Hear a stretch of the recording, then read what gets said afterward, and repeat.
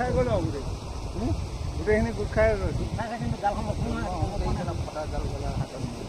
ৰখো নহয় ঢপ কৰিব লাগিছিল এইটো জালখন পাতলা নে কি হেৰি গধুৰ নে গধুৰ হ'লে গোটেইখিনি আহিব আহিছে পৰিলে ডবল পৰিলে দেই ঝুমকেও ঝুঁকিছে আকৌ মোবাইল ঠিক ভিডিঅ' এখন ভিডিঅ' চিডিঅ' নকৰিবি নাই এতিয়া নাযায় নহয় কাইলৈ যাব আজি নপঠিয়াবি